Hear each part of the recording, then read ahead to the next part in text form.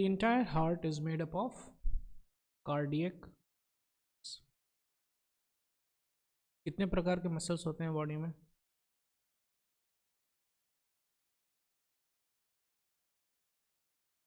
Voluntary, non voluntary, और फिर एक तीसरा टाइप का ऑप्शन है कार्डियक. क्लियर है क्या? तो ये थोड़ा सा अलग है, स्पेशल है ये कार्डियक में. ठीक है, क्यों ये स्पेशल है ध्यान से समझिएगा. जो वॉलेंट्री मसल्स होते हैं वो हमारे कंट्रोल में है. ठीक है, क्लियर है क्या? इनवॉलेंट्री मसल हो गया, एग्जांपल इंटेस्टाइन, स्टमक. क्लियर है क्या? जो वॉलेंट्री मसल होता है वो हमारे कंट्रोल में है, हमारे विल पावर के अंदर है. क्लियर है क्या? जो इनवॉलेंट्री मसल है वो किसके कंट्रोल में है? सीधा कौन कंट्रोल करता है वो? ब्रेन. ब्रेन उसको डायरेक्ट करेगा और वो ब्रेन के द्वारा संचालित होगा. क्लियर है क्या? Brain will be coordinating the involuntary muscles. लेकिन कार्डियक जो है वो इनवॉलेंट्री भी है, लेकिन न्यूरॉन्स या नर्व सेल्स उसको कोऑर्डिनेट नहीं करते. वो खुद से अपने आप को संचालित कर लेता है, खुद से अपने आप को कंट्रोल कर लेता है. इसीलिए cardiac muscles are also known as auto excitable cells. समझ में? Cardiac cells are also auto excitable. Auto का मतलब कि खुद से अपने आप को एक्साइट कर लेगा. क्लियर है क्या? ऐसा नो. और जब ऑटो अपने खुद से एक्साइट नहीं कर पाता है तो फिर इसीलिए उसमें पेस मेकर लगाते हैं ना, होता है ना, ऑपरेशन होकर के पेस मेकर. वो अभी हम लोग समझेंगे. The entire heart is made up of cardiac muscles.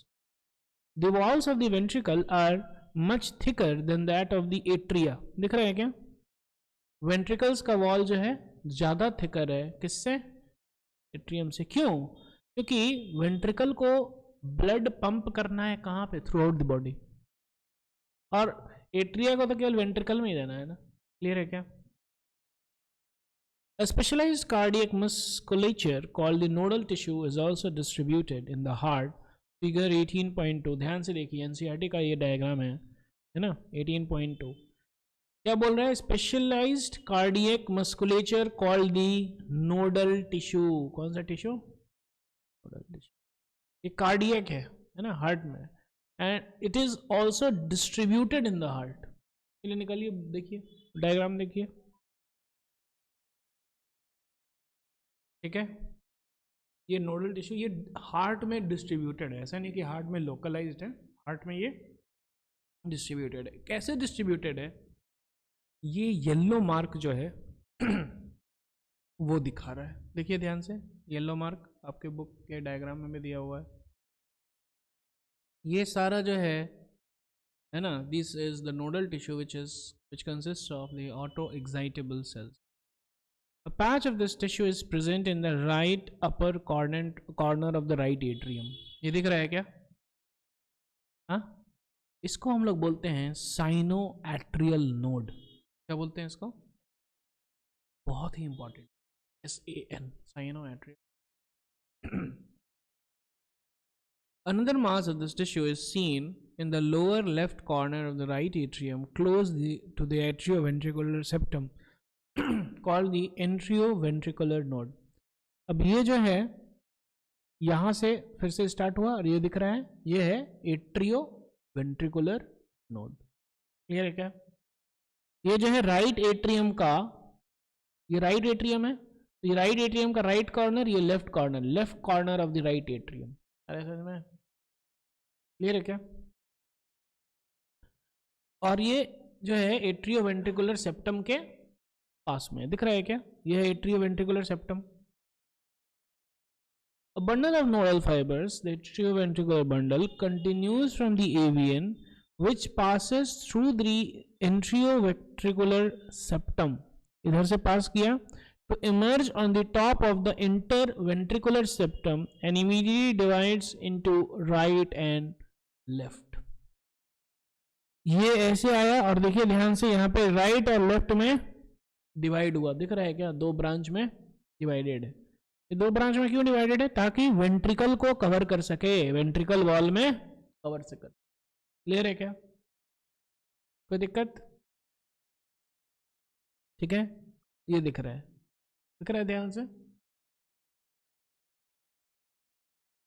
These branches give rise to the minute fibers throughout the ventricular musculature of the respective sides and they are called the Purkinje fibers. और यहां से जब ये divide हुआ और जो है ये फाइबर्स दिख रहा है क्या? वेंट्रिकल्स के, वेंट्रिकल्स में पेनिट्रेटेड है ये फाइबर्स, दिख रहा है क्या? यस और नो? इसको हम लोग बोलते हैं पुरकिंजे फाइबर्स। कौन सा? पुरकिंजे, बहुत ही इंपॉर्टेंट है। क्लियर है क्या? यस और नो? ठीक है, पुरकिंजे फाइबर समझ में आ गया?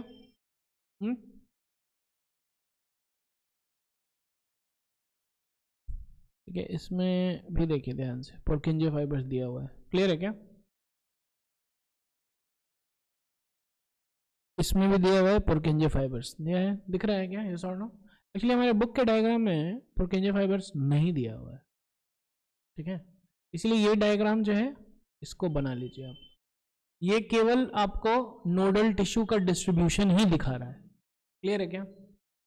इसलिए देखिए साइनोएट्रियल नोड है और ये साइनोएट्रियल नोड जो है फिर यहाँ से आता है एवीएन नोड, एट्रोवेंट्रिकुलर नोड में, एवीएन में। फिर ये हिस बंडल है, हिस बंडल भी डिवीजन, यहीं पे डिवीजन होता है, डिवाइड किया और फिर वेंट्रिकल्स में चला गया और वेंट्रिकल में अच्छा खासा कवर करता है वेंट्रिकल को। क्लियर है क्या? क्योंकि पुश करना है ना, पंप करना है ना ब्लड को। क्लियर है क्या?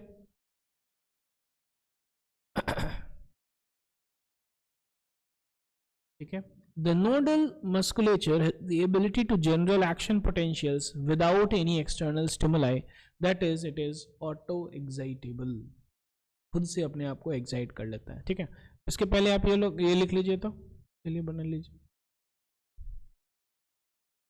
ठीक है, these are called Purkinje fibers. The nodal musculature has the ability to generate action potentials without any external stimuli, that is it is auto excitable. Neurons के थ्रू सिग्नल का ट्रांसमिशन कैसे होता है पता है आप लोग? आयंस बेसिकली, ठीक है ना, खास करके कैल्शियम आयंस, सोडियम आयंस, ठीक है, तो वो अपने अंदर ले लेता है और उसके कारण जो है वो एक्साइट हो जाता है, एग्स है ना, और ट्रांसमिट। ये जो है ये जो ऑटो एक्साइटेबल सेल्स हैं हार्ट के, वो भी ऐसा ही करता है। उसको न्यूरॉन का ज़रूरत नहीं है सोडियम वगैरह या फिर कैल्शियम आयंस लेने के लिए, ये खुद से ही अपने आप में लेकर के एक्साइट हो जाता है। क्लियर है क्या सर? ठीक है, खुद से ही वो इंटरस्टिशियल फ्लूइड से आयंस लेकर के वो खुद से ही एक्साइट हो जाता है। कोई दिक्कत? ठीक है, however the number of action potentials that could be generated in a minute vary at different parts of the nodal system. तो नोडल सिस्टम का बहुत सारा पार्ट्स है, SAN है, AVN है, बंडल ऑफ हिस है और पुरकिंजे फाइबर्स हैं, ये सब तो नोडल टिश्यू के ही पार्ट्स हैं। क्लियर है क्या? अब इसमें सब जो है ना, अलग अलग रेट से एक्साइट होता है। क्लियर है क्या?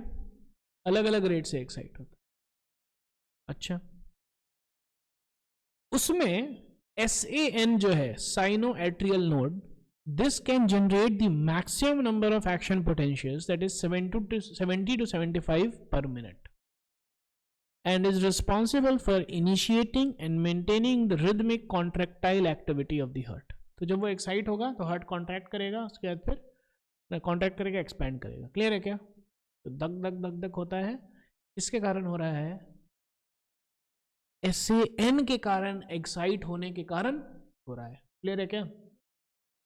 Now this SAN rate of SAN excitement is 70 to 75 per minute, जो कि जो है एवरेज है 72, ठीक है। अच्छा, बाकी सब भी तो एक्साइट कर रहे हैं, तो ऐसा नहीं है कि केवल SAN एक्साइट होता है, AVN भी एक्साइट होगा, बंडल ऑफ हिल्स भी एक्साइट होगा, पुरकिंजे फाइबर सब एक्साइट होंगे, लेकिन SAN जो है वो डोमिनेट कर लेता है। क्या कर लेता है? Dominate. Therefore it is called the pace, ठीक है। और heart normally beats 70 to 75 times in a minute, that is average is 72 beats per,